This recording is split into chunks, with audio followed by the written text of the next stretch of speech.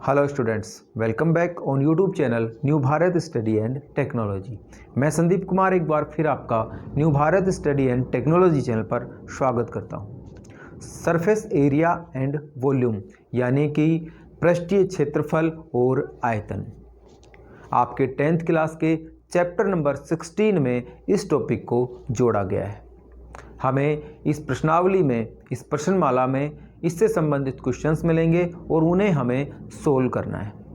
देखिए, ये क्वेश्चंस बेहद आसान होते हैं यदि आपने इनके कंसेप्ट को अच्छे ढंग से समझ लिया। यानी कि आपको इन क्वेश्चनों को सोल्व करने के लिए इन सभी आकृतियों यानी कि घन, घनाभ, शंकु, बेलन, गोला, इनसे संबंधित क्वेश्चनों के जो पृष्ठीय क्षेत्रफल के फॉर्मूलाज होते हैं या उनके आयतन के जो सूत्र होते हैं वो आपको पता होने चाहिए और फिर आप साधारण तरीके से उन सभी क्वेश्चनों को हल कर पाएंगे।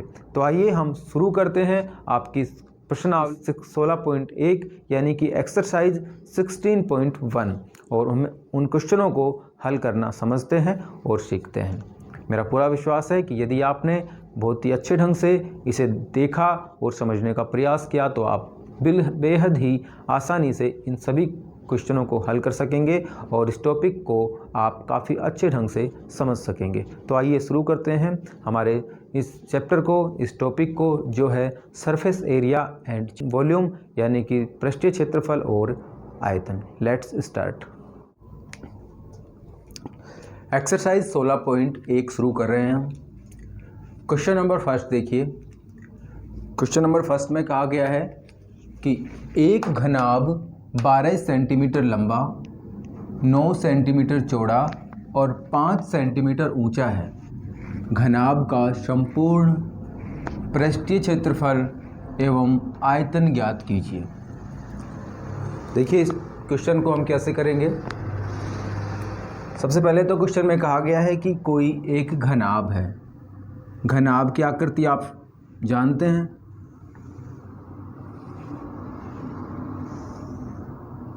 ये कोई घनाभ दिया गया है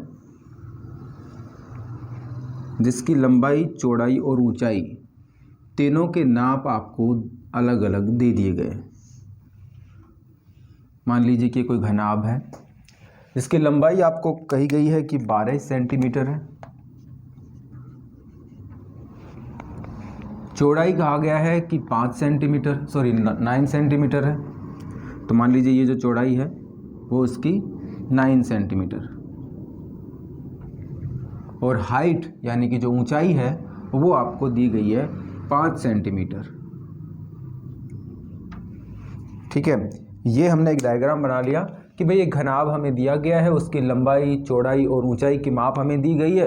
तो घनाभ का संपूर्ण पृष्ठीय क्षेत्रफल और आयतन हमें ज्ञात करना है। तो देखिए, इसका सॉल्यूशन कैसे करेंगे कि हम जानते हैं एक घनाभ का जो संपूर्ण पृष्ठीय क्षेत्रफल होता है वो क्या होता है। चूंकि घनाभ का संपूर्ण पृष्ठीय क्षेत्रफल, संपूर्ण पृष्ठीय क्षेत्रफल बराबर होता है,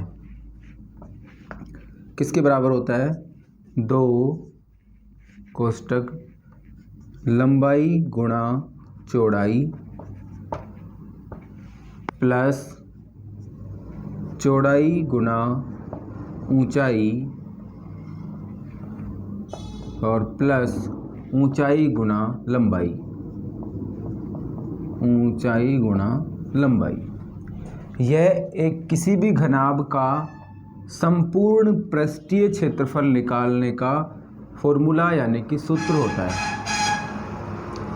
यदि हमें किसी घनाभ की लंबाई, चौड़ाई और ऊंचाई दे दी जाए तो हम उससे उसका संपूर्ण पृष्ठीय यानी कि एक घनाभ के 6 पृष्ठ होंगे, 2 ऊपर और नीचे, 2 आमने सामने और 2 साइडों में।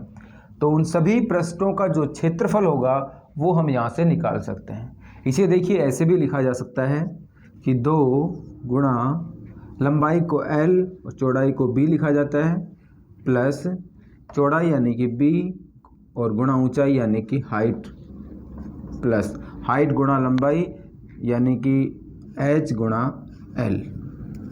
इसे ऐसे भी लिखा जा सकता है। तो अब हम क्या करेंगे कि यदि किसी घनाभ की लंबाई, देखिए अब हमें दिया गया है कि घनाभ की लंबाई, तो हम लिखेंगे इसलिए 12 सेंटीमीटर लंबा 9 सेंटीमीटर चौड़े और 5 सेंटीमीटर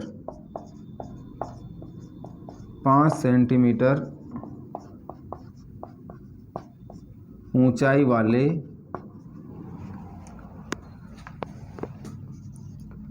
घनाभ का क्षेत्रफल होगा। घनाभ का क्षेत्रफल होगा। इसमें मान रख देंगे हम सभी। तो देखिए क्या होगा कि 2 लंबाई का मान 12 है गुणा चौड़ाई का मान 9 दिया गया है, प्लस क्वेश्चन में दिया गया है हमें जिसका फॉर्मूला होता है, फिर उसके बाद चौड़ाई गुणा ऊंचाई यानी कि 9 गुणा 5, चौड़ाई 5 ऊंचाई चौड़ाई 9 और ऊंचाई 5, प्लस उसके बाद फिर हाइट यानी कि 5 और लंबाई गुणा ये हो गया 12। हमने उसकी लंबाई चौड़ाई और ऊंचाई के सभी मान यहाँ पे रख दिए हैं। अब देखिए इसे सोल्व कर लीजिए। 12 को 9 से गुणा करेंगे तो 12 108 आएगा,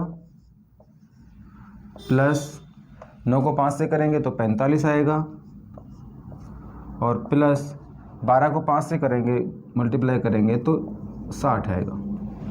ठीक है, अब हम इसे जोड़ लेंगे अंदर की सभी राशियों को क्योंकि प्लस में है।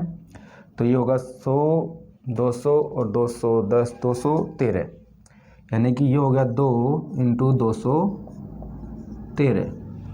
इसका मतलब कि 213 2 से गुणा होगा। तो हम देखिए गुणा कर देंगे, 2 गुणा 213, या इसे सीधे लिख लीजिए कि 2 को जब 213 से गुणा करेंगे तो 426,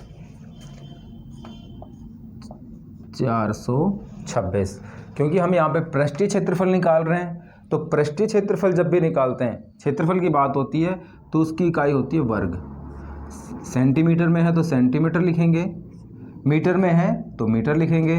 ठीक है, और या फिर इसे ऐसे भी लिखा जा सकता है कि सेंटीमीटर स्क्वायर। इन दोनों में से जो भी इकाई हम लिख सकते हैं। ठीक है, तो देखिए यहाँ पे हम लिखेंगे 426 वर्ग सेंटीमीटर या फिर सेंटीमीटर स्क्वायर। यहाँ पे हम लिख देते हैं सेंटीमीटर स्क्वायर। ये इसका घनाभ का संपूर्ण पृष्ठीय क्षेत्रफल होगा। सिर्फ इतना सा काम है कि आप जानते हैं कि संपूर्ण पृष्ठीय क्षेत्रफल का जो सूत्र है होता है घनाभ का, वो होता है 2 गुणा लंबाई गुणा चौड़ाई प्लस चौड़ाई गुणा ऊंचाई प्लस ऊंचाई गुणा लंबाई, और उसमें हम मान रख देंगे, उसे सोल्व कर लेंगे। किसी भी घनाभ का हम जब भी पृष्ठीय क्षेत्रफल निकालेंगे तो ऐसे ही ज्ञात कर लेंगे। दूसरा देखिए क्या कहा गया है कि आयतन ज्ञात कीजिए। अब देखिए आयतन कैसे निकालते हैं, क्योंकि हम जानते हैं कि घनाभ का आयतन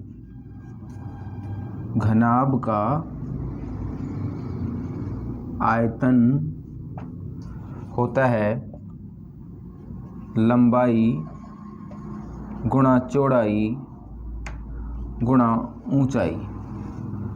ठीक है, कि किसी भी घनाभ का अगर आयतन हमें निकालना हो तो हम कैसे निकालेंगे, उसकी लंबाई, उसकी चौड़ाई और उसकी ऊंचाई को मल्टीप्लाई यानी गुणा कर देंगे तो उसका आयतन निकल आएगा। तो देखिए यहाँ पे लंबाई का मान कितना है, यानी कि लंबाई बराबर कितनी दी गई है हमें 12, और चौड़ाई बराबर जो दी गई है वो कितनी दी गई है 9, और जो ऊंचाई दी गई है वो हमें दी गई है 5। ठीक है, इनके मान हम यहाँ पे रख देंगे। लंबाई 12 गुना चौड़ाई 9 और गुना ऊंचाई 5, इसे हम गुणा कर देंगे। देखिए 12 × 5 = 60 और 9 6 54, यानी कि ये आ जाएगा 540। जब इन तीनों राशियों को गुणा किया जाएगा तो हमारे पास आएगा 540। अब देखिए यहाँ पे हम आयतन निकाल रहे हैं, तो आयतन की जो इकाई होती है वो होती है घन, और आगे जो आपको दिया गया है सेंटीमीटर में है तो सेंटीमीटर लिखेंगे, मीटर में है तो मीटर लिखेंगे। ठीक है, तो यहाँ पे कुछ स्टूडेंट्स वर्ग सेंटीमीटर भी लिख देते हैं, तो ये आप कंफर्म कर लीजिए कि जब भी आप आयतन निकालेंगे तो वहाँ पे आप घन सेंटीमीटर या सेंटीमीटर घन, यहाँ पे या तो इसे स्क्वायर लगाइए या फिर पहले घन लगाइए, इसका मतलब एक ही होता है। मीटर में है तो मीटर क्यूब कर देंगे और सेंटीमीटर में है तो सेंटीमीटर क्यूब कर देंगे। तो देखिए यहाँ कैसे लिखा जा सकता है अगर हम लिखें तो कि 540 घन, और चूंकि सेंटीमीटर में दिया गया है तो हम इसे सेंटीमीटर लिख देंगे। ठीक है, इसे देखिए ऐसे भी लिखा जा सकता है कि सेंटीमीटर क्यूब। ये छोटी छोटी चीज़ें होती हैं जो कि स्टूडेंट्स को पता नहीं होती हैं, तो आप कंफर्म कर लीजिए इस चीज़ को कि जब भी आप आयतन निकालेंगे तो उसे क्यूब करेंगे और जब उसका क्षेत्रफल निकालेंगे तो स्क्वायर करेंगे। ठीक है, अब हम क्वेश्चन नेक्स्ट देखते हैं। क्वेश्चन नंबर 2 देखिए, दिया गया है कि 3 घनों की भुजाएं क्रम से 8 सेंटीमीटर, 6 सेंटीमीटर और 1 सेंटीमीटर है। इन्हें पिघलाकर एक नया घन बनाया जाता है, तो नए घन का संपूर्ण पृष्ठीय क्षेत्रफल ज्ञात कीजिए। देखिए क्वेश्चन में हमें क्या कहा गया है कि 3 घन हैं। मान लीजिए कि एक ये घन है, थोड़ा बड़ा बना लेता हूँ, कि 3 घन दिए गए हैं आपको, कि एक तो ये घन हो गया,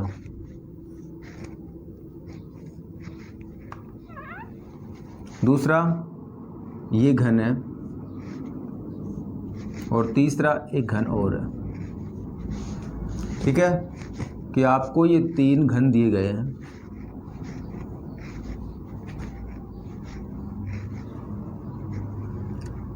जिसमें कि इन सभी की भुजा आपको बताई गई है कि एक घन की भुजा 8 सेंटीमीटर है, एक घन की भुजा 6 सेंटीमीटर और एक 1 सेंटीमीटर है। तो ऐसा मान सकते हैं कि घन की प्रत्येक भुजा बराबर होती है। तो मान लीजिए कि इसकी जो भुजा है वो 8 सेंटीमीटर है, दूसरा जो घन है उसकी भुजा से 6 सेंटीमीटर है, और तीसरा जो घन है उसकी 1 सेंटीमीटर है।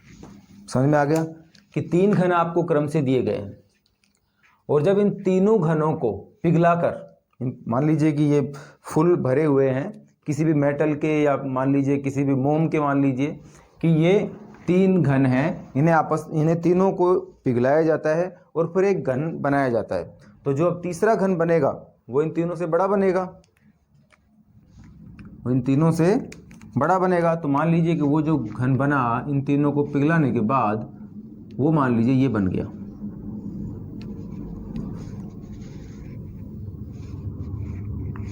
इन तीनों को पिघलाकर जो घन बना वो मान लीजिए ये बन गया। तो इन तीनों को पिघलाने के बाद जो घन बनेगा, उस घन का जो आयतन होगा, आयतन जो होता है वो उतना ही होगा जितना कि जिन तीनों के घन का जो आयतन होगा, कुल जो इन तीनों के घनों का आयतन जो होगा वो आयतन इसके बराबर होगा। ठीक है, कि इन तीनों का आयतन जब हम जोड़ेंगे तो वो इस आयतन के बराबर होगा, और जब हमारे पास इसका आयतन आ जाएगा तो हम इसके आयतन से इसकी भुजा निकाल सकते हैं, एक भुजा, कि इसकी एक भुजा क्या होगी। और जब हमारे पास घन की भुजा आ जाएगी तो हम उसका क्षेत्रफल निकाल सकते हैं, क्योंकि भुजा के लिए क्षेत्रफल के लिए हमें सिर्फ भुजा चाहिए घन की। हमें पता है कि जो उसका क्षेत्रफल होता है वो 6 गुणा भुजा स्क्वायर होता है। तो यदि हम इसकी भुजा निकाल लें तो हम इसका पिघलाकर बनाए गए घन का क्षेत्रफल बता सकते हैं। तो सबसे पहले हम क्या करेंगे कि जो फर्स्ट घन है इसका क्षेत्रफल, आयतन, तो हम लिखेंगे कि 8 सेंटीमीटर वाले 8 सेंटीमीटर वाले घन का आयतन बराबर कितना होगा, 8 गुणा 8 गुणा 8। भुजा क्यूब होता है भाई, भुजा क्यूब होता है ना घन का आयतन। तो 8 सेंटीमीटर भुजा वाले घन का आयतन ये हो जाएगा, इसे गुणा करेंगे 64, ये आ गया 64 गुणा 8, और देखिए ये आएगा 8 चौक 32 और 8 48 और 3 51, 512। क्योंकि क्षेत्रफल ये आयतन है, इसका मतलब कि किसमें, सेंटीमीटर में, तो सेंटीमीटर क्यूब। समझ में आ गया कि इस घन का जो आयतन आया वो है 512। अब हम देखते हैं 6 सेंटीमीटर। 6 सेंटीमीटर घन वाले, 6 सेंटीमीटर भुजा वाले घन का आयतन, 6 सेंटीमीटर भुजा वाले घन का आयतन क्या होगा, वही भुजा क्यूब होगा। तो क्या आ जाएगा, 6 गुणा 6, और जब इसे सोल्व करेंगे तो 36 गुणा 6, और जब इसे सोल्व करेंगे तो 36 6 और 36 18, 18 और 3 21, यानी कि 216 सेंटीमीटर क्यूब। ये आ गया इस घन का आयतन। अब तीसरा बच गया जिसकी भुजा 1 सेंटीमीटर है, तो हम क्या लिखेंगे कि अब 1 सेंटीमीटर वाले घन का आयतन क्या होगा, वही भुजा क्यूब बराबर 1 गुणा 1 गुणा 1, यानी कि जब इसे हम गुणा करेंगे तो हमारे पास आ जाएगा 1 सेंटीमीटर क्यूब। समझ में आ गया कि भाई जब 1 को आपस में गुणा करते हैं तो 1 ही आता है, 1 को 1 से गुणा करें 1 आएगा, 1 को फिर 1 से गुणा करें तो 1। तो हमारे पास क्या आ गया कि तीनों घनों का आयतन आ गया 512, 216 और 1, यानी कि अब इन तीनों को जब हम जोड़ेंगे तो वो आयतन इसके आयतन के बराबर होगा। अतः अब लिखेंगे, अतः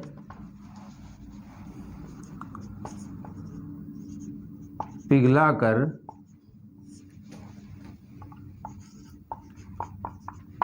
बनाए गए घन का कुल आयतन होगा, क्या होगा, 8 सेंटीमीटर वाले घन का आयतन, 6 सेंटीमीटर वाले घन का आयतन और 1 सेंटीमीटर वाले घन का आयतन। तो हम लिख सकते हैं कि 512 प्लस 216 और प्लस 1, इसे हम जब जोड़ेंगे तो देखिए क्या आएगा, 5 और 2 7 और 700, यह आएगा 729। ठीक है, 6 1 7 7 और 2 9, 1 और 1 2 और 5 और 2 7, यानी कि 729 सेंटीमीटर क्यूब। ये आ गया इस तीसरे घन जो पिघला कर बनाया गया उस घन का आयतन हमारे पास आ गया। और देखिए जब हमारे पास किसी घन का आयतन होता है तो हम उससे भुजा निकाल सकते हैं। भुजा कैसे निकालेंगे कि हम उसका घनमूल निकाल लेंगे, इसलिए घन की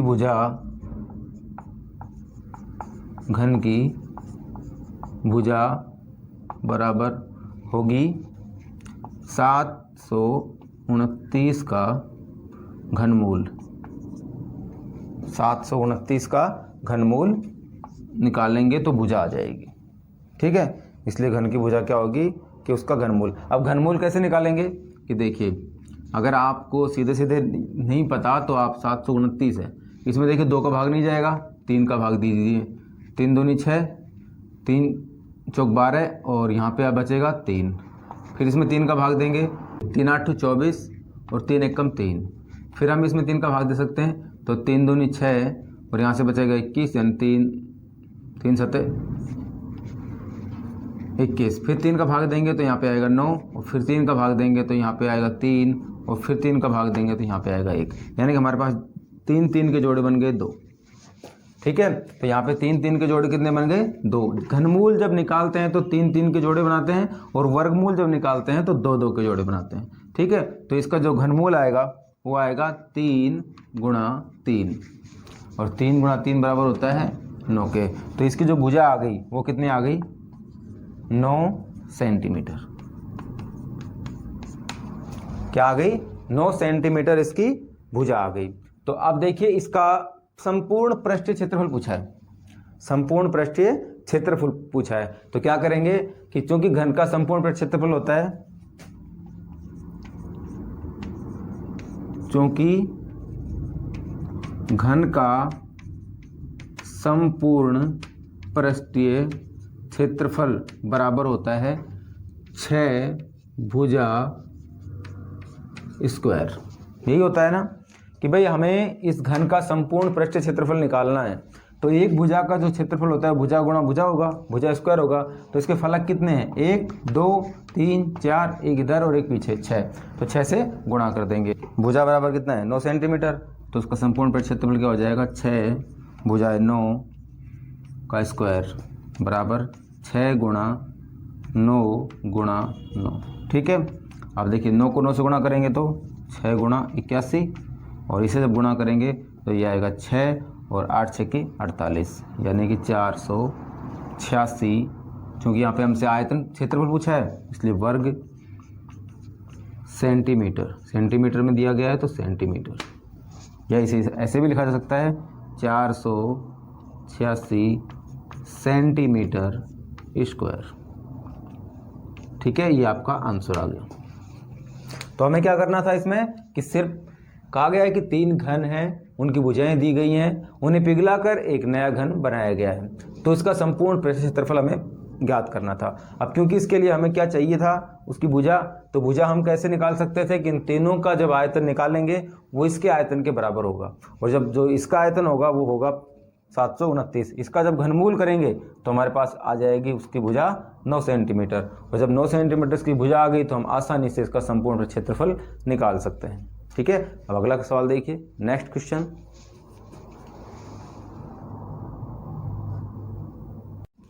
क्वेश्चन नंबर 3 देखिए। क्वेश्चन नंबर 3 में कहा गया है कि एक संदूक यानी कि एक बक्सा, एक संदूक की माप 50 सेंटीमीटर, 36 सेंटीमीटर और 25 सेंटीमीटर है। इस संदूक का कवर बनाने के लिए वर्ग सेंटीमीटर कपड़े की आवश्यकता होगी, यानी के लिए कितने वर्ग सेंटीमीटर, यहाँ पे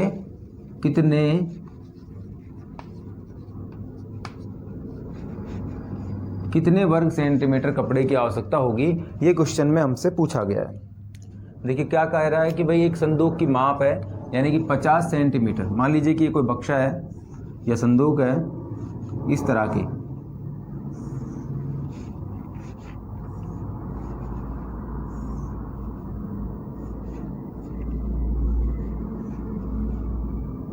ठीक है, इस तरह, यानी कि उसकी आकृति कैसी हो गई, घनाभ जैसी। संदूक की जो आकृति होगी वो कैसी होगी, घनाभ जैसी। तो आपको क्या करना है, घनाभ वाला फॉर्मूला लगाना है। यहाँ पे कहा है कि संदूक की माप यानी कि 50 सेंटीमीटर, यानी लंबाई, सबसे बड़ी लंबाई होती है, तो यानी कि 50, हम इसको मान लें कि भाई ये 50 सेंटीमीटर है। दूसरा कहा है कि 36, मान लीजिए कि इसकी ऊंचाई जो है वो 36 है और इसकी चौड़ाई जो है वो 25 है। अब क्वेश्चन में कहा गया है कि संदूक का कवर बनाने के लिए कितने वर्ग सेंटीमीटर कपड़े की आवश्यकता होगी, यानी कि हमें इसका संपूर्ण पृष्ठीय क्षेत्रफल निकालना होगा। यानी कि हमें इधर भी कपड़ा लगाना है, उधर भी पीछे भी कपड़ा लगाना है, दोनों साइडों में और दोनों ऊपर, यानी कि इसका जो संपूर्ण पृष्ठीय क्षेत्रफल होगा वो हमें इसका ज्ञात करना है।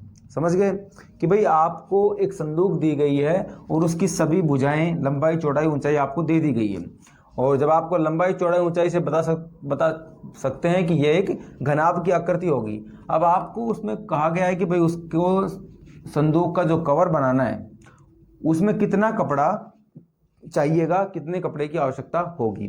तो आप देखिए उसमें संदूक में जब हम कवर करेंगे तो उसके दोनों आगे और पीछे दोनों के भाग होंगे, ऊपर और नीचे और दोनों साइड में। तो इसका मतलब कि उसका संपूर्ण पृष्ठीय क्षेत्रफल की सभी पृष्ठों पर हमें कपड़ा लगाना पड़ेगा। तो वो उसका जो संपूर्ण पृष्ठीय क्षेत्रफल क्या होगा वो हमें इसमें ज्ञात करना है। समझ में आ गया। तो देखिए कैसे करेंगे चूँकि संदूक की लंबाई, चूँकि संदूक की लंबाई बराबर है 50 सेंटीमीटर, चौड़ाई बराबर कितनी दी गई है 36 सेंटीमीटर, और ऊंचाई हम मान लेते हैं कि जो ऊंचाई है वो है 25 सेंटीमीटर। ठीक है, इसलिए उसका जो संपूर्ण पृष्ठ क्षेत्रफल होगा अतः संदूक का संपूर्ण पृष्ठीय क्षेत्रफल होगा किसके बराबर होगा? घनाभ के संपूर्ण पृष्ठ क्षेत्रफल के बराबर होगा। और घनाभ का संपूर्ण पृष्ठ क्षेत्रफल क्या होता है? 2 गुणा लंबाई गुणा चौड़ाई प्लस चौड़ाई गुणा ऊंचाई प्लस ऊंचाई गुणा लंबाई। ठीक है, तो क्या होगा इसमें मान रख देंगे हम 2 गुणा लंबाई कितनी है 50 गुणा चौड़ाई 36 प्लस 36 गुणा ऊंचाई 25 और उसके बाद प्लस ऊंचाई कितनी दी गई इसमें 25 और गुणा लंबाई कितनी है 50। ठीक है कि भाई हमने यहाँ पे उसकी लंबाई, इसे लंबाई मान लिया, इसे चौड़ाई मान लिया और इसे ऊंचाई मान लिया। मान लीजिए कि यहाँ पे हमने उसे कोई फ़र्क नहीं पड़ता, हमें तो तीनों मान चाहिए, चाहे कौन सी लंबाई हो या कौन सी चौड़ाई हो, उससे कोई फ़र्क नहीं पड़ता, सिर्फ उनके मान हमें चाहिए। तो जो घनाभ का संदूक का जो संपूर्ण पृष्ठ क्षेत्रफल होगा वो होगा 2 गुणा लंबाई गुणा चौड़ाई, चौड़ाई गुणा ऊंचाई, ऊंचाई गुणा लंबाई। अब इसे सोल्व कर लेंगे। देखिए 2, अब इसे आपस में गुणा करेंगे तो 0 और 5 6 30 यानी कि 0 और 5 3 15, 15 और 3 18, 1800 आ गया। प्लस इसे गुणा करेंगे तो 25 चौका 100 और 150 यानी कि 0 हासिल 15 और 25 3 75, 75 और 15 हो गए 90 यानी 900। प्लस यहाँ से देखेंगे तो 0 और 25 पंजा 125 यानी कि हमारे पास आ गया 1250। ठीक है, अब इसे जोड़ लेंगे और 2 से गुणा कर देंगे। तो देखिए इसे जोड़ेंगे तो कितना आएगा, लास्ट में 0, फिर उसके बाद में 5, 0 और 0 यानी कि 5, उसके बाद 2 9 11, 11 और 8 19 यानी कि 9 हासिल 1, 1 और 1 2, 2 और 1 3, 3950। इसे गुणा कर देंगे 2 से तो ये आ जाएगा 0 और 5 दूनी 10, 0 हासिल 1, 9 दूनी 18 और 1 19 हासिल 1, 3 दूनी 6 और 1 7 यानी कि यह आ गया 7900। 7900 क्योंकि हमें पूछा गया वर्ग सेंटीमीटर में यानी कि क्षेत्रफल निकाला है, तो हम यहाँ लिखेंगे वर्ग सेंटीमीटर उसका संपूर्ण पृष्ठीय क्षेत्रफल होगा। अतः हमें जो कपड़ा या उसे कवर बनाने के लिए जो कपड़े की आवश्यकता होगी वो कितनी 7900 वर्ग सेंटीमीटर के यहाँ लिख सकते हैं। इसलिए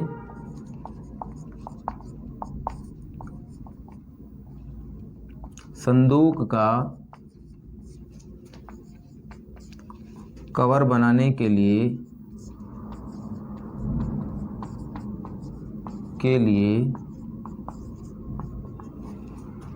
7900 वर्ग सेंटीमीटर कपड़े की आवश्यकता होगी। कपड़े की आवश्यकता होगी। समझ में आ गया क्वेश्चन? ठीक है, बिल्कुल सिंपल क्वेश्चन था, कुछ नहीं था, सिर्फ हमें आपको देखना है कि भाई संदूक की जो माप दी गई है वो एक घनाभ की आकृति है। तो घनाभ का जब हम संपूर्ण पृष्ठ क्षेत्रफल निकालेंगे तो वो क्या होगा, उसका कवर जो करेगा उसको कपड़ा उसका क्षेत्रफल के बराबर होगा। ठीक है, अब नेक्स्ट क्वेश्चन, अगला क्वेश्चन देखते हैं।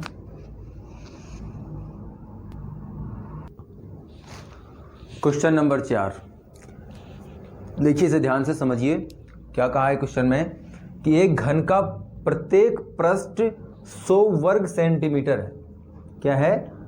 100 वर्ग सेंटीमीटर है प्रत्येक पृष्ठ। यदि आधार के समांतर समतल द्वारा घन को काटकर दो बराबर भागों में बांट दिया जाए तो प्रत्येक समान भाग का संपूर्ण पृष्ठीय क्षेत्रफल ज्ञात कीजिए। समझे क्वेश्चन को? क्वेश्चन में कहा गया है कि एक घन जिसका पृष्ठ दिया गया है 100 वर्ग सेंटीमीटर। देखिए आपको यहाँ पे ये नहीं दिया गया कि उसकी भुजा, उसको आपका पृष्ठ का क्षेत्रफल दे दिया गया कि उसका जो पृष्ठ है उसका, क्योंकि वर्ग सेंटीमीटर इसका मतलब कि वो उसका क्षेत्रफल होगा कि भाई उसका एक पृष्ठ है, उसका क्षेत्रफल दे दिया 100 वर्ग सेंटीमीटर। सबसे पहले तो हम क्या करेंगे कि उसके पृष्ठ का क्षेत्रफल 100 वर्ग सेंटीमीटर है तो उसकी भुजा कितनी हो जाएगी। कहा गया है कि एक घन है, मान लीजिए कि ये कोई घन दिया गया आपको,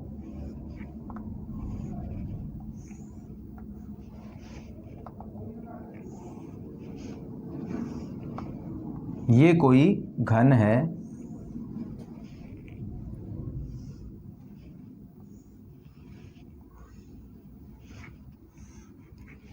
ठीक है, यानी कि इसके प्रत्येक फलक बराबर है, ये एक घन है।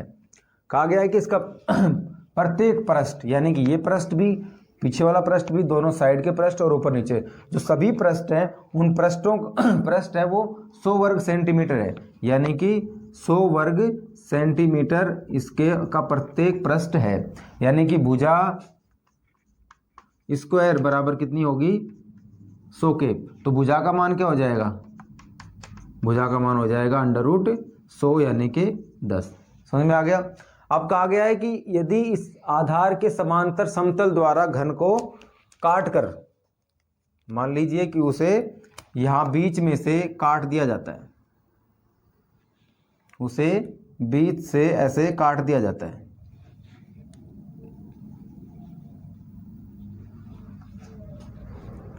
ठीक है, तो अब हमें क्या करना है कि जब इसे काट दिया जाता है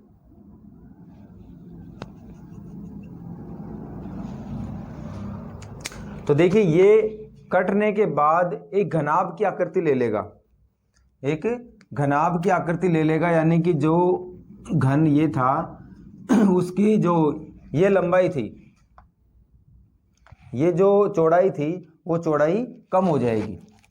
और वो कितनी कम होगी भाई, जब घन को बीच से काट दिया जाएगा तो ये जो दूरी है, ये दूरी यानी कि उसकी चौड़ाई जितनी पहले थी उसकी आधी हो जाएगी। यानी कि अगर यहाँ से लेके यहाँ तक वो 10 सेंटीमीटर थी तो 5 यहाँ से हो जाएगी और 5 यहाँ पे, 5 यहाँ पे हो जाएगी और 5 यहाँ से, 5 5 5 और 5। और कोई बदलाव इसमें नहीं आएगा क्योंकि जो लंबाई है वो भी उतनी रहेगी और जो ऊंचाई है वो भी उतनी रहेगी। तो कहने का मतलब ये है कि इस घन में जो उसकी चौड़ाई होगी वो घट जाएगी, वो हो जाएगी आधी, और ये हो जाएंगे दो घनाभ के जैसे। तो देखिए अब हम क्या करेंगे कि इसका संपूर्ण पृष्ठ क्षेत्रफल निकाल सकते हैं। तो हम क्या लिखेंगे कि देखिए कि चूंकि घन का एक पृष्ठ का क्षेत्रफल बराबर होता है, यानी कि घन के अगर एक पृष्ठ का क्षेत्रफल हमसे पूछा जाए तो वो होता है भुजा स्क्वायर, ठीक है। दिया गया है कि घन के पृष्ठ का क्षेत्रफल, घन के पृष्ठ का क्षेत्रफल बराबर है 100, ये आपको दिया गया है। इसलिए घन की भुजा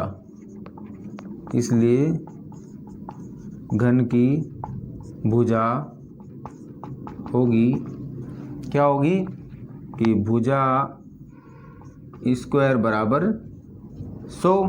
तो भुजा, जब इसका अंडर रूट करेंगे तो यहाँ से स्क्वायर हट जाएगा, यानी कि भुजा बराबर 100 का वर्गमूल करेंगे तो यहाँ 100 का वर्गमूल आएगा कितना, 100 का वर्गमूल आ जाएगा 10 सेंटीमीटर।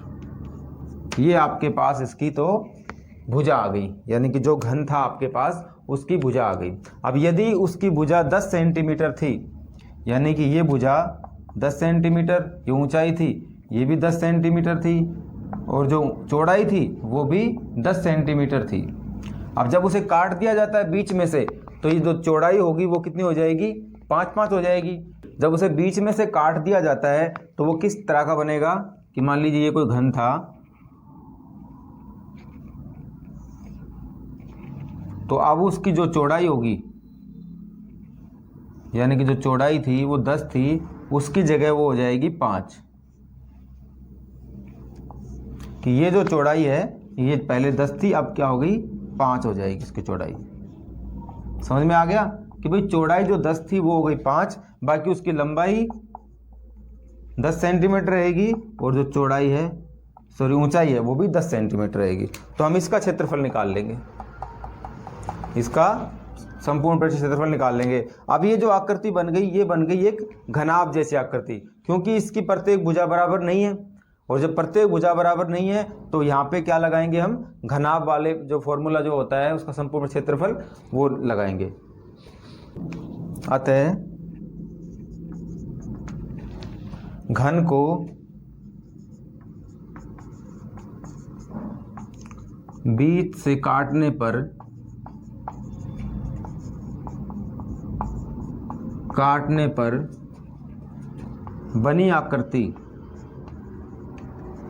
बनी आकृति एक घनाभ होगी, एक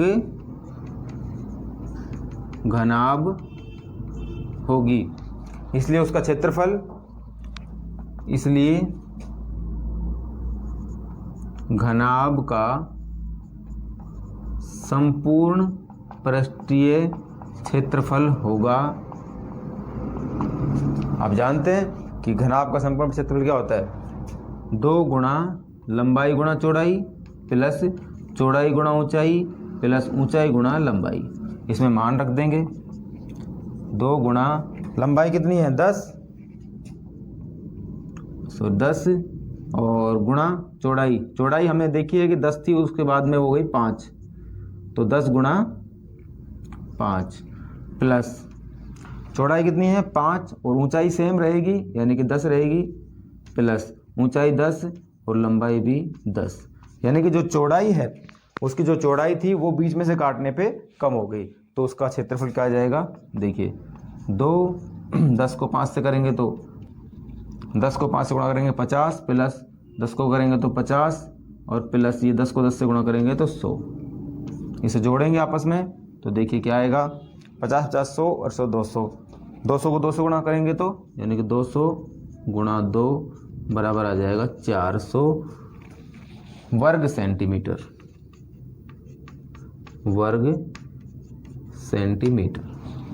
समझ में आ गया। ये इसका आंसर हो गया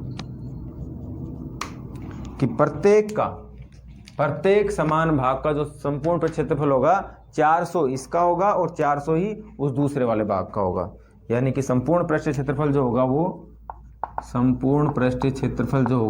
वो 400 तो इसका होगा और 400 जो दूसरा वाला भाग है उसका होगा। क्वेश्चन नंबर 5 देखिए कि बगैर ढक्कन का एक संदूक 3 सेंटीमीटर मोटी लकड़ी का बना हुआ है, उसकी जो बाहरी लंबाई है वो 146 सेंटीमीटर है और बाहरी जो चौड़ाई है वो 116 सेंटीमीटर है और ऊंचाई 83 सेंटीमीटर है, तो उसके अंदर की और रंग कराने का खर्च ज्ञात कीजिए। तो मान लीजिए कि कोई संदूक है वो इस तरह से बना हुआ है,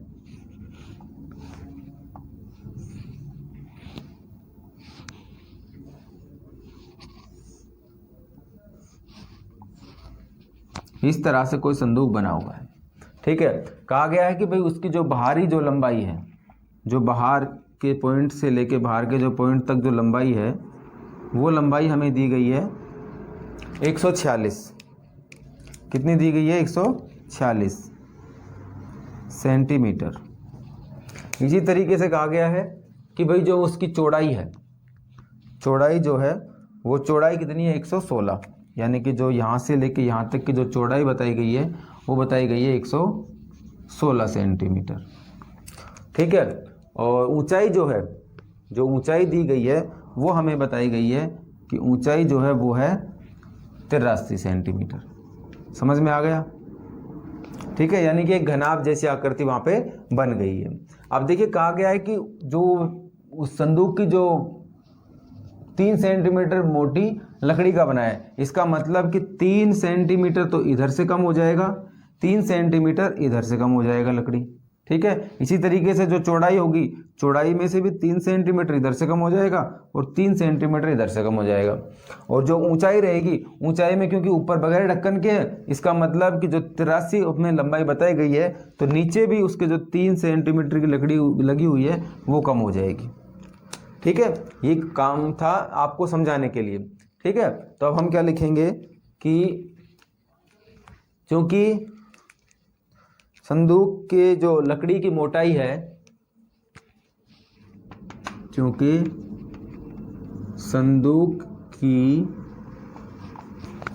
लकड़ी की मोटाई बराबर है 3 सेंटीमीटर। ठीक है, इसलिए उसके जो अंदर की जो लंबाई, चौड़ाई और ऊंचाई होगी वो कितनी होगी, इसलिए संदूक के अंदर की लंबाई, चौड़ाई और ऊंचाई क्रमशः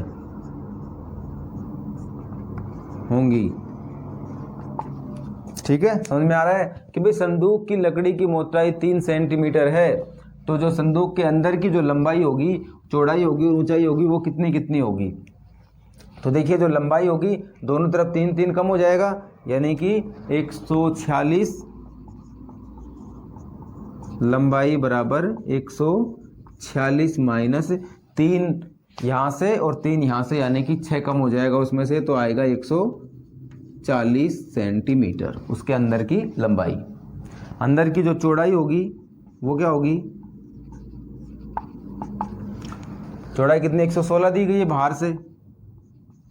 अब चौड़ाई में भी 3 सेंटीमीटर इधर लगा हुआ है लकड़ी और 3 सेंटीमीटर इधर लगा हुआ है, तो बाहर से ली गई जो लंबाई चौड़ाई है वो 116 है, तो उसके अंदर की कितनी होगी 116 माइनस 6 बराबर ये आ जाएगा 110 सेंटीमीटर।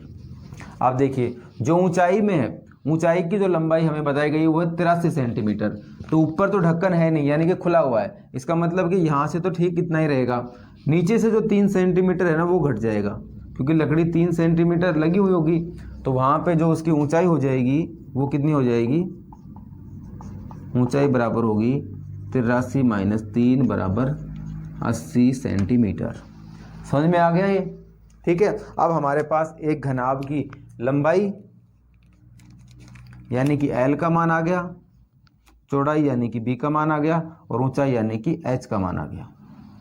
ठीक है, तो हम उसका जो संपूर्ण पृष्ठ क्षेत्रफल है वो निकाल लेंगे और फिर उसमें से हम ऊपर ढक्कन नहीं है इसलिए हम उसकी लंबाई और चौड़ाई से उसका क्षेत्रफल माइनस कर देंगे, तो वो उसके अंदर का संपूर्ण पृष्ठ क्षेत्रफल निकल आएगा। और फिर कहा गया है कि भाई उसका जो उस पर रंग करवाना है यानी कि उसके अंदर हमें पेंट कराना है, तो उसका जो दर है 2 रुपये प्रति 1000 वर्ग सेंटीमीटर, यानी कि 1000 वर्ग सेंटीमीटर का खर्च 2 रुपये है, तो जो जितना भी आएगा हम उसे सोल्व कर लेंगे। तो देखिए अब यहाँ पे सोल्व करते हैं, इसलिए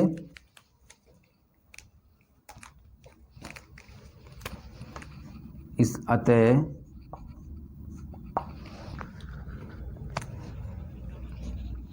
संदूक के अंदर का संपूर्ण पृष्ठीय क्षेत्रफल जहां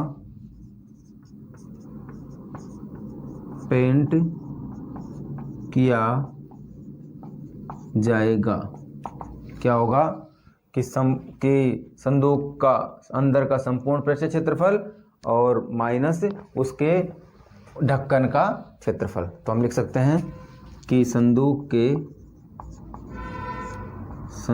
के अंदर का संपूर्ण पृष्ठीय क्षेत्रफल और माइनस कर देंगे उसमें से उसका जो ढक्कन है, यानी कि ऊपर का जो एरिया है वो कवर नहीं है, इसका मतलब उसकी लंबाई और चौड़ाई, यानी कि उसके आधार या उसके ढक्कन का, या उसके ढक्कन का क्षेत्रफल। ठीक है, तो हम निकाल लेते हैं उसका संपूर्ण पृष्ठ क्षेत्रफल और उसमें से उसके ढक्कन का क्षेत्रफल निकाल देंगे, यानी कि लंबाई और चौड़ाई से उसे माइनस कर देंगे। तो देखिए जो संदूक का अंदर का संपूर्ण पृष्ठ क्षेत्रफल होगा वो कितना होगा, यहाँ पे कर लेते हैं 2 गुणा लंबाई गुणा चौड़ाई प्लस चौड़ाई गुणा ऊंचाई प्लस ऊंचाई गुणा लंबाई। और जब इसे सोल्व करेंगे तो कितना आएगा, 2 गुणा लंबाई कितनी दी गई है आपको 140 गुणा चौड़ाई कितनी है 110 प्लस चौड़ाई 110, ऊंचाई है 80 प्लस ऊंचाई है 80 और जो लंबाई है वो 140। समझ में आ गया कि भाई हमने उसकी लंबाई चौड़ाई ऊंचाई के मान रख दिए, तो जो अंदर का जो पृष्ठ आएगा वो उसका क्षेत्रफल हमारे पास आ जाएगा और माइनस कर देंगे उसके ढक्कन का क्षेत्रफल। ढक्कन का क्षेत्रफल क्या होगा, लंबाई गुणा चौड़ाई, तो लंबाई कितनी है हमारे पास यहाँ पे 140 गुणा चौड़ाई कितनी है 110। बस समझ में आ गया कि इसमें से हम इसके माइनस करेंगे तो हमारे पास जो अंदर की जो ये दोनों भुजाएं, ये दोनों पृष्ठ, ये सामने का पृष्ठ और नीचे का पृष्ठ बच जाएगा, ये ऊपर का पृष्ठ माइनस हो जाएगा, उसको फिर हम गुणा कर देंगे 2/1000 से। ठीक है, तो मान आ जाएगा। तो इसे सॉल्व करिए, देखिए यहाँ पे आएगा 2, इसको गुणा करेंगे तो 0 और 0, 14 एकम 14 यानी कि 4 और 14 एकम 14 और 1 15 यानी कि 15400 आ गया, प्लस यहाँ से करेंगे तो 2 0 और 11 88 यानी कि 8800 आ गया, प्लस इसे करेंगे तो 1 0 और 1 0 और 14 112 यानी कि हमारे पास आ जाएगा ये 11200। ठीक है, और माइनस करेंगे हम इसमें से 1 0 1 0 और 11 को जब हमने इससे गुणा किया था तो ये आएगा 15400। ठीक है, तो देखिए अब इसे सोल्व करेंगे, कितना आएगा 2 गुणा 0 0 0 0 4 8 12 12 और 2 हो गया 14, हासिल 1, उसके बाद 1 और 8 9 9 और 5 14 14 और 1 15, हासिल 1 और 1 2 और 1 3, यानी कि हमारे पास आ गया 35400। इसको जब गुणा प्लस माइनस करेंगे 15400 को। ठीक है, अब देखिए इसे हम आगे लिख लेते हैं यहाँ पे। इसे जब गुणा करेंगे 2 से तो आएगा 70800 यानी कि 70800 और माइनस करेंगे 15400। समझ में आ गया। अब इसे जब सोल्व करेंगे तो देख कितना आएगा, 0 में से 0 0 में से 0, 8 में से 4 जाएगा तो 4 बचेगा, यहाँ पे हासिल लेंगे 10 10 में से 5 जाएगा तो 5 और यहाँ पे 6 में से 1 जाएगा तो 5 बचेगा, यानी कि 55,400 हमारे पास आ गया। तो चूंकि देखिए अब क्या करेंगे, इसलिए ये आ गया 55,400 वर्ग सेंटीमीटर। ठीक है, अब कहा गया है कि भाई 1 वर्ग सेंटीमीटर यानी 100 वर्ग सेंटीमीटर का जो खर्चा है वो है 2 रुपये। 2 रुपये प्रति 1000। देखिए यहाँ पे लिखा है 2 रुपये प्रति 1000। ठीक है, इसका मतलब कि इसे हम गुणा कर देंगे 2/1000 से, यानी कि 2/प्रति 100 का मतलब 1000 का मतलब है ये। यदि आपको कहा जाता है कि 2 रुपये प्रति सेंटीमीटर है, यानी कि प्रति 1 सेंटीमीटर होता, तो आप इस कंप्लीट को 2 से गुणा कर देते, लेकिन कहा गया है कि 2 रुपये प्रति 1000 वर्ग सेंटीमीटर, तो हम 2/1000 से इसे गुणा कर देंगे। इसलिए मैं लिख लेता हूँ यहाँ पे सीधे ही 55,400 वर्ग सेंटीमीटर पर रंग कराने का जो खर्च होगा वो होगा 55,400 गुणा 2/1000। ठीक है, क्योंकि कहा गया है कि 2 रुपये प्रति 1000 वर्ग पे है। अगर 2 रुपये प्रति वर्ग सेंटीमीटर पे होता तो हम 2 से डायरेक्ट गुणा कर देते, लेकिन यहाँ पे 2 रुपये प्रति 1000 लिखा हुआ है, इसलिए 2/1000 लिख दिया। 2 0 से 2 जीरो हो जाएगा, 2 से देखिए कैंसिल हो जाएगा, 5 आ जाएगा, 5 का भाग हम देंगे 55, इसमें देंगे 5 का भाग, तो 5 एकम 5 और फिर 5 एकम 5 और फिर भाग नहीं जा रहा 0 पॉइंट और ये आ जाएगा 5 8 40, यानी कि हमारे पास आ गया 110.8 रुपये। ठीक है, कितना आ गया 110.8 रुपये, इसका आंसर आ गया। समझ में आ गया भाई? आपको सिर्फ सबसे पहले क्वेश्चन पढ़ना है, उसमें समझना है कि क्वेश्चन में कह क्या रहा है। हमें उसने लंबाई चौड़ाई ऊंचाई दे दी थी उस लकड़ी के समेत, जो 3 सेंटीमीटर की जो लकड़ी थी उसके साथ, तो हमने उसमें से माइनस कर ली। जो हमारे पास लंबाई आएगी वो 140 आई, चौड़ाई आई वो 110 आई, क्योंकि 3 सेंटीमीटर दोनों तरफ से कम होगी। हाइट में एक साइड से कम होगी तो वो 83 माइनस 3 है 80, यानी कि हमारे सामने लंबाई चौड़ाई और ऊंचाई आ गई 140, 110 और 80। और जब ये आ गया तो हम इसका संपूर्ण पृष्ठ क्षेत्रफल निकाल सकते हैं, यानी कि अंदर वाले इस पृष्ठ का भी, इस पृष्ठ का भी, यानी कि उसके जो 5-6 पृष्ठ हैं उन सभी का हमने क्षेत्रफल निकाल लिया। और उसमें से हम उसका ढक्कन ओपन है, इसका मतलब कि उसका जो ढक्कन है उसे माइनस कर देंगे। माइनस करेंगे तो हमारे पास आ जाएगा ये 55,400 वर्ग सेंटीमीटर। अब कहा गया है कि भाई 2 रुपये प्रति 1,000 वर्ग सेंटीमीटर का खर्चा 2 रुपये है, तो 2/1000 से हम उसे गुणा कर देंगे, सीधे सीधे 110.8 हमारा ये रुपये उसका आंसर आ जाएगा। ठीक है, अब नेक्स्ट क्वेश्चन करते हैं। क्वेश्चन नंबर 6 देखिए। क्वेश्चन नंबर 6 में कहा गया है कि एक घनाभ की लंबाई चौड़ाई और ऊंचाई का योग आपको 19 दिया गया है, 19 सेंटीमीटर है, तथा विकर्ण की लंबाई 11 सेंटीमीटर है, तो घनाभ का संपूर्ण पृष्ठीय क्षेत्रफल ज्ञात कीजिए। देखिए, आपको 2 चीज़ें पता होनी चाहिए कि विकर्ण की लंबाई, यदि कोई घनाभ दिया गया है,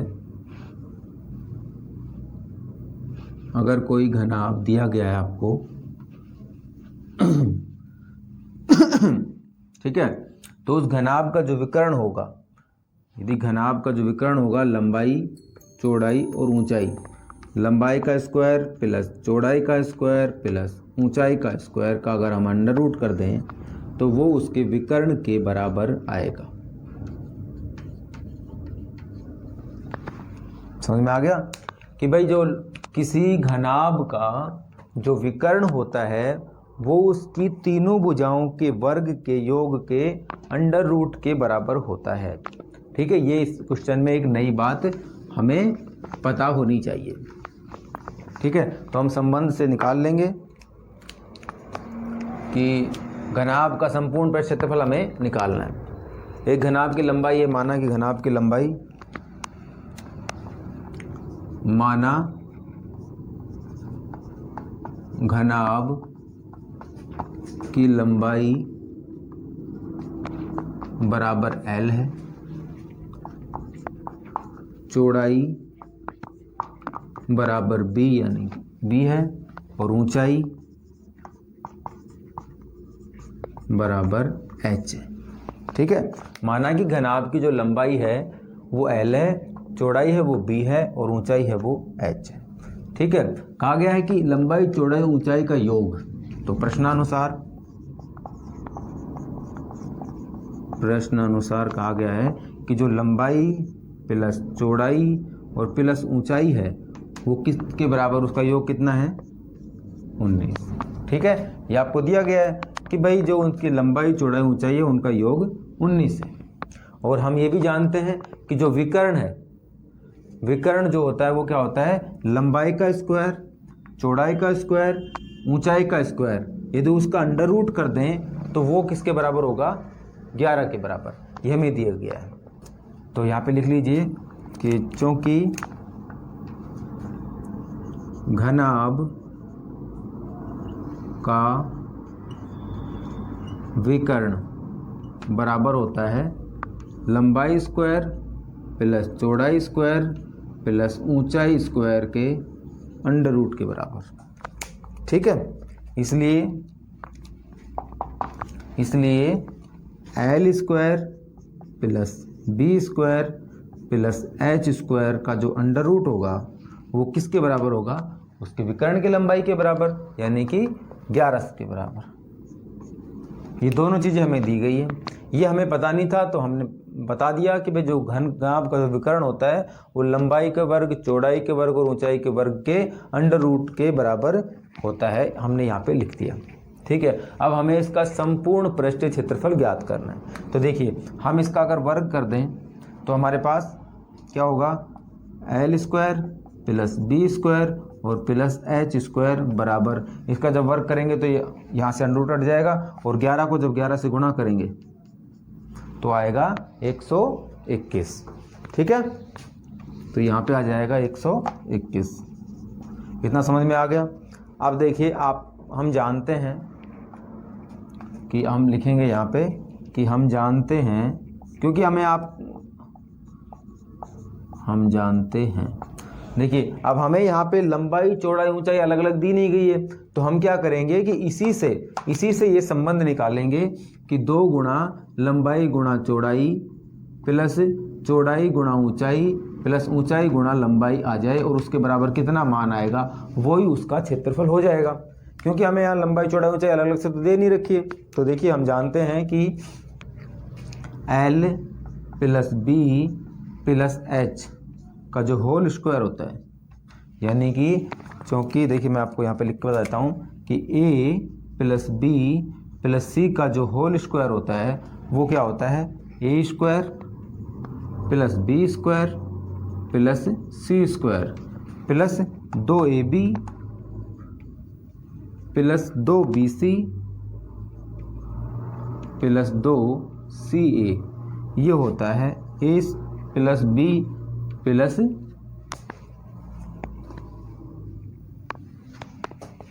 ए बी सी का होल स्क्वायर होता है, इसके बराबर। तो हम क्या करेंगे कि यहाँ पे हमें एल बी और एच बराबर 19 दिया गया है, तो एल चूँकि हम जानते हैं कि यदि ए बी सी हो उसका स्क्वायर हो तो उसे कैसे लिखा जा सकता है, l square plus B square और प्लस एच स्क्वायर बराबर 2ab यानी कि 2LH प्लस 2BH यानी कि चौड़ाई और ऊंचाई और प्लस 2 ऊंचाई और लंबाई। समझ में आ गया इतना कि चूंकि हमारे पास ये रिलेशन और ये रिलेशन दिया गया है, हम जानते हैं कि ए बी सी का स्क्वायर करें तो वो इसके बराबर आता है। अब देखिए यहाँ पे प्लस का साइन आएगा यहाँ पे कि ए बी सी का स्क्वायर बराबर क्या होता है, A square b square C square, 2ab 2bc 2ca, इस रिलेशन से हमने इसे खोल लिया, यहाँ पे लिख दिया। ठीक है, अब देखिए यहाँ पे एल बी एच का मान हमारे पास है कितना है, 19 है, तो यहाँ पे एल बी एच बराबर 19 लिख देंगे, तो यानी कि ये आ जाएगा 19 का स्क्वायर। समझ में आ गया। अब देखिए यहाँ पे l square plus B square plus h square का मान कितना है, l square plus B square plus h square बराबर 121। तो देखिए चाहे आप इस पे नाम भी दे दीजिए कि भाई ये फर्स्ट लिख दीजिए इसको और इसे दे दीजिए सेकंड। ठीक है, तो आप बता देंगे यहाँ पे भाई फर्स्ट से एल बी एच का मान रखने पर और सेकंड से l square b square h square का मान रखने पर। तो यहाँ पे देखिए एल स्क्वायर बी स्क्वायर और एच स्क्वायर बराबर कितना लिख सकते हैं, 121, और यहाँ पे एल बी एच बराबर कितना है, 19। ये रख दिया हमने, बराबर का साइन लगाया, और यहाँ से देखिए प्लस 2 गुणा 2 कॉमन आ जाएगा तीनों में, 2 गुणा l h plus b h plus h l. ठीक है, अब ये जो होता है ये क्या होता है, 2 एल एच बी एच और प्लस एच एल, ये क्या होता है, घनाभ का संपूर्ण पृष्ठीय क्षेत्रफल होता है। ठीक है, तो इसे एक साइड रख लेते हैं और इसे पक्षांतरित कर देते हैं। तो देखिए क्या आएगा कि 19 को जब 19 का जब स्क्वायर करेंगे तो यानी कि 19 गुणा 19 और बराबर यहाँ पे देखिए माइनस 121 को इधर पक्षांतरित कर देते हैं, इधर से ये राशि रख लेंगे, तो माइनस 121 बराबर 2 गुणा लंबाई गुणा चौड़ाई सॉरी यहाँ पे 2b आएगा, LB आएगा, यानी कि लंबाई गुणा चौड़ाई प्लस चौड़ाई गुणा ऊंचाई प्लस ऊंचाई गुणा लंबाई, ये हमारे पास यहाँ पे बच गया। ठीक है, अब क्या होगा कि इसमें से हम इसको माइनस कर देंगे, हमारे पास इसका संपूर्ण क्षेत्रफल निकल आएगा। देखिए 19 को जब 19 से गुणा करेंगे तो ये आ जाएगा 19 नामा 171, यानी कि 1, और 19 से 19, 19 और 17, 19 और 10 होएगा 29, 29 और 7, 29 और 7 होएगा 36, और माइनस 121 बराबर 2LAB plus BH plus HL। इसमें इसको माइनस करेंगे तो देखिए यहाँ कर देते हैं कि जब इसमें से हम इसको माइनस करेंगे तो क्या आएगा 0, 4 और 2, 240 बराबर आ गया घनाभ का क्षेत्रफल। 240 बराबर आ गया 2LB plus BH plus HL, या इसे ऐसे लिखा जा सकता है कि 2LB plus BH plus HL बराबर आ जाएगा 240 वर्ग सेंटीमीटर के, ये इसका आंसर आ जाएगा। समझ में आ गया कि बस सिर्फ और सिर्फ आपको इस क्वेश्चन में जो रिलेशन दिया गया है उसी से आप उसे सोल्व कर लेंगे और उसका आंसर आ जाएगा 240 वर्ग सेंटीमीटर। एक बार मैं रिपीट कर देता हूँ कि भाई घनाभ की लंबाई चौड़ाई ऊंचाई का योग आपको दिया गया था 19, माना कि लंबाई L है, चौड़ाई B है और ऊंचाई H है, तो उनका योग 19 है। दूसरा दिया गया विकर्ण की लंबाई। अब जो विकर्ण होता है वो इन तीनों की का वर्ग का जो योग होता है उसका स्क्वायर करें तो उसके बराबर होता है, ये हमने लिख लिया। अब हमें पता है कि जब इसका स्क्वायर करेंगे तो देखिए यहाँ से ये 121 हो जाएगा और यहाँ पे इसका अंडर रूट हट जाएगा। अब हम जानते हैं कि LBH का स्क्वायर जो होता है वो होता है A square plus B square plus C square plus 2AB plus 2BC plus 2CA। तो उस रिलेशन से हम इसको खोल लेंगे, इसे खोलेंगे तो हमारे पास क्या आएगा A square plus B square यानी कि और ये H स्क्वायर, 2LB 2BH और 2HL। ठीक है, अब यहाँ पे देखिए कि यहाँ से 2 कॉमन आ रहा है, 2 कॉमन ले लिया तो यहाँ से तो आया हमारे पास LB फिर BH और फिर HL, ये कॉमन आ गया यहाँ पे। यहाँ से देखिए L square B square plus H square बराबर कितना है 121, यहाँ 121 रख दिया हमने। यहाँ पे LBH कितना है 19, उसका स्क्वायर है तो ये उसका स्क्वायर कर दिया। तो इसे जब पक्षांतरित करेंगे तो ये आ जाएगा इधर, इसको जब गुणा करेंगे तो ये आएगा 361 माइनस 121, इसको गुणा माइनस करेंगे तो 240 आ जाएगा। तो यानी कि ये जो है ये है घनाभ का पृष्ठ क्षेत्रफल, तो ये आ गया 240 के बराबर, ये इसका आंसर आ गया।